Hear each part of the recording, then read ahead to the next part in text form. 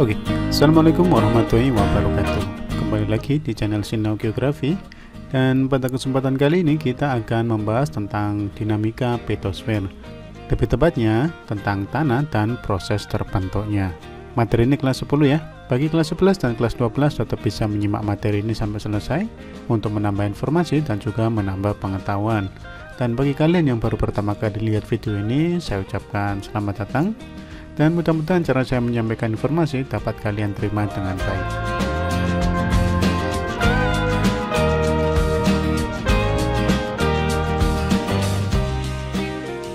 Tanah dan proses terbentuknya. Jadi kalau membahas tentang tanah, secara definisi mungkin kalian bisa mendefinisikan dengan berbagai macam ya, karena saya yakin kalian juga sudah pernah melihat yang namanya tanah. Tapi tanah itu dari apa sih?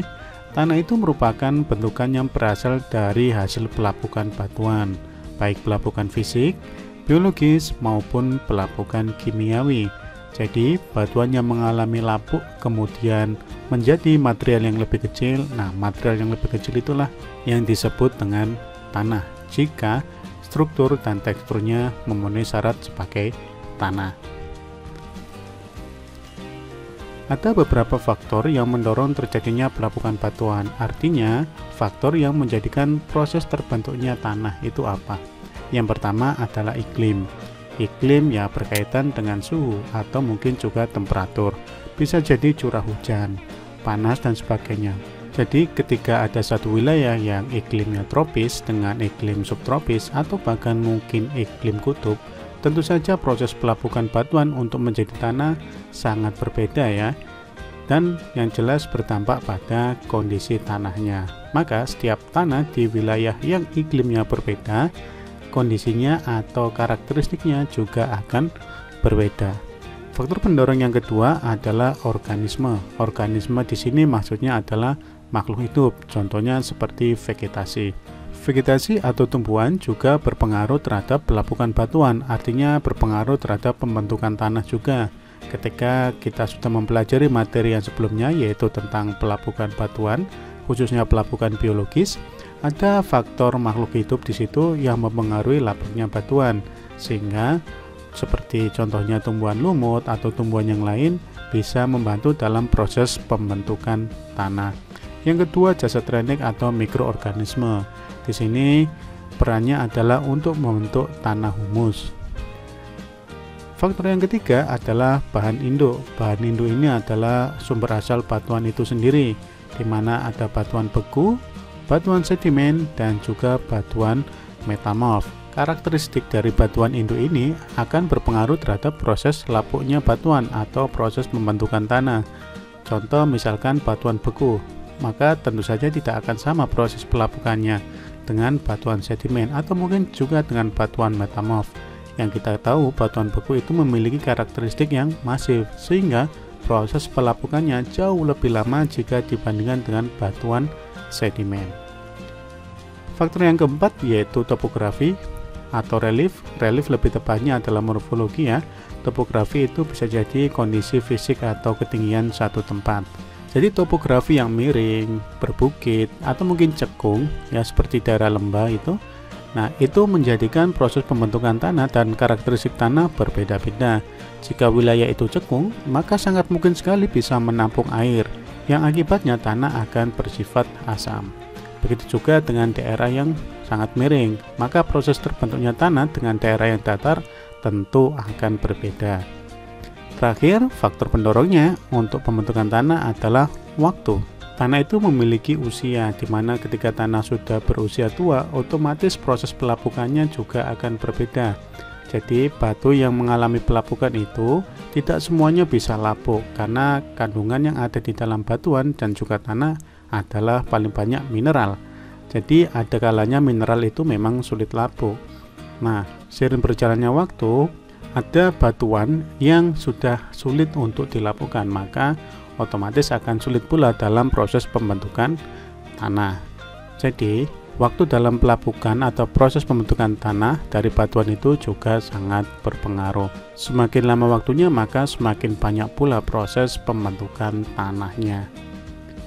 Oke, itu tentang faktor pendorong. Selanjutnya adalah tentang proses pembentukan tanah. Nah, kalau tadi tanah itu berasal dari hasil pelapukan. Nah, sebenarnya sudah kita bahas tentang proses terbentuknya ya secara singkat, di mana tanah itu berasal dari batuan induk. Batuan induk itu yang kita bahas tadi bisa jadi batuan beku, batuan sedimen, atau batuan metamorf. Jadi tanah itu sumbernya macam-macam ya. Kemudian batu itu mengalami pelapukan. Setelah mengalami pelapukan atau penghancuran, kemudian disitulah mulai mengalami proses yang namanya pemindahan bahan organik dan mineral. Nah, mayoritas kandungan yang ada di dalam tanah itu adalah mineral. Mineral dalam tanah mengakibatkan warna, tekstur, dan juga struktur tanah itu bermacam-macam. Nah, setelah pemindahan bahan organik dan juga mineral khususnya, maka mulai terbentuklah struktur dari tanah. Nah, di sini mulai terjadi penyusunan partikel primer yang menjadi bahan mineral atau yang sering kita sebut dengan agregat tanah. Setelah membentuk struktur, kemudian jadilah horizon tanah. Horizon tanah itu semacam lapisan-lapisan tanah. Jadi tanah itu ada horizonnya ya, berlapis-lapis gitu. Nah, itu kita bisa lihat pada profil tanah.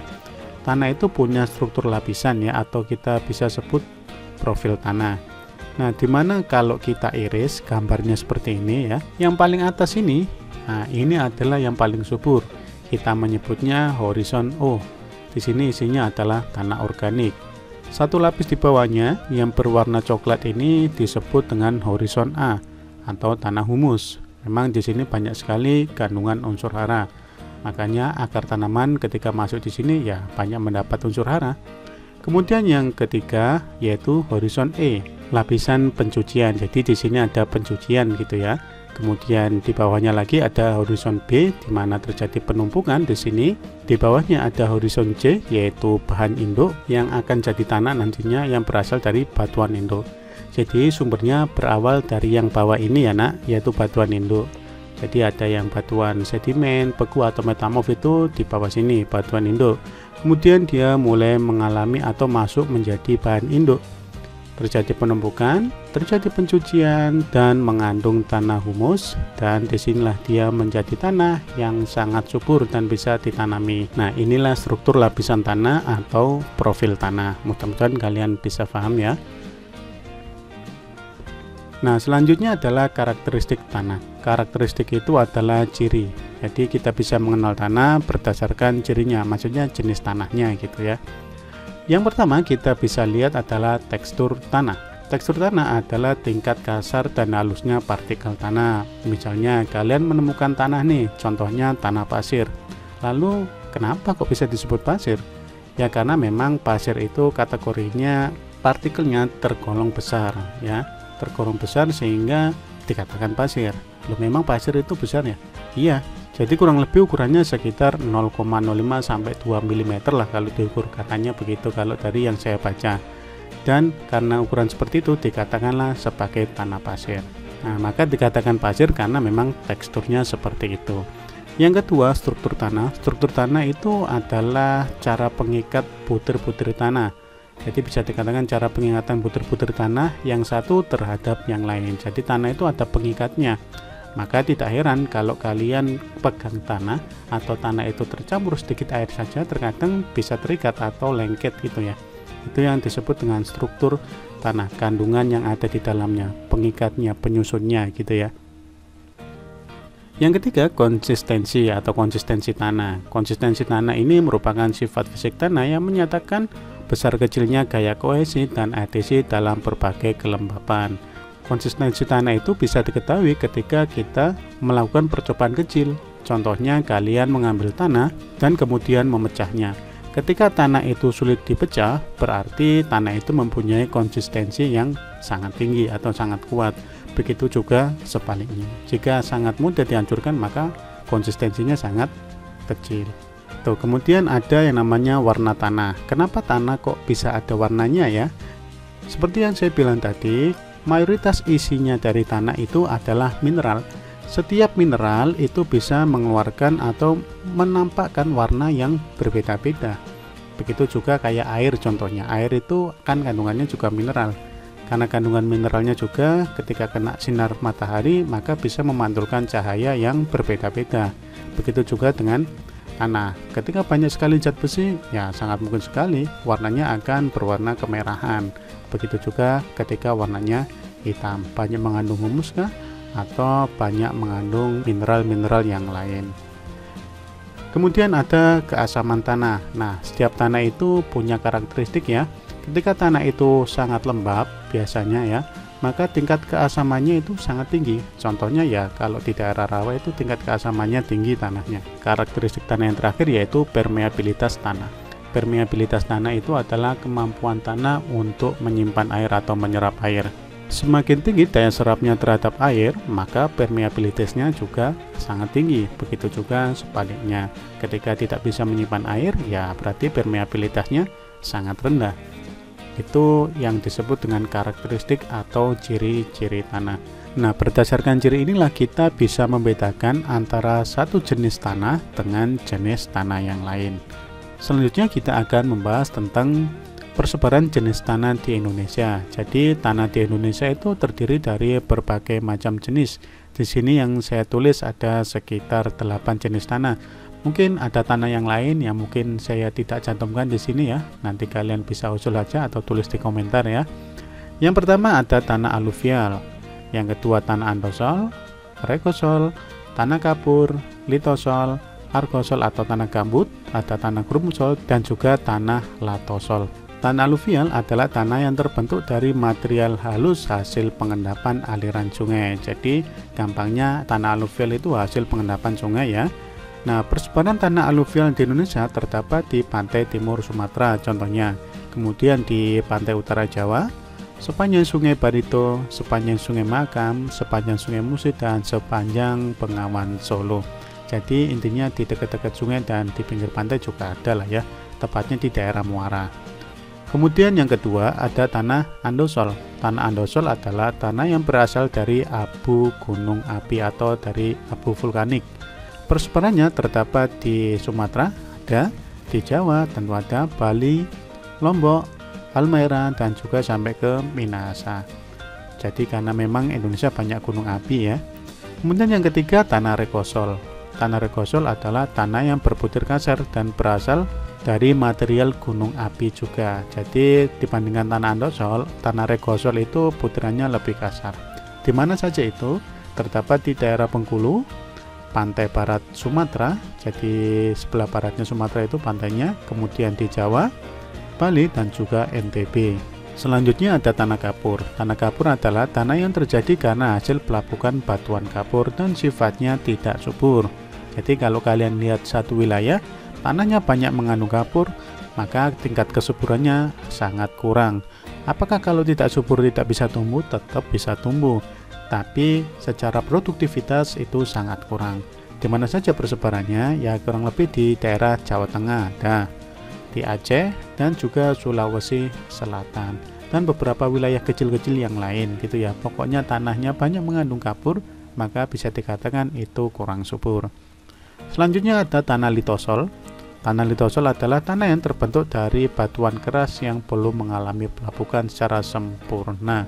Jadi belum begitu halus jelas ya, karena memang pelapukannya belum sempurna. Kemudian ada tanah argosol. Tanah argosol ini kita bisa sebut tanah gambut, yaitu tanah yang berasal dari sisa-sisa tumbuhan yang telah mengalami pembusukan. Nah, jenis tanah seperti ini umumnya berwarna hitam sampai kecoklatan. Biasanya banyak terdapat di wilayah Kalimantan, Sumatera, dan juga di Papua. Tapi saya paling banyak lihat ya di daerah Kalimantan ya. Jadi tanah gambut. Selanjutnya tanah grumusol. Tanah grumusol itu adalah tanah yang terbentuk dari material halus dan berlempung. Umumnya terdapat di daerah Jawa Tengah, Jawa Timur, Madura, Sulawesi Selatan, dan Nusa Tenggara. Jadi hampir di beberapa wilayah Indonesia ya.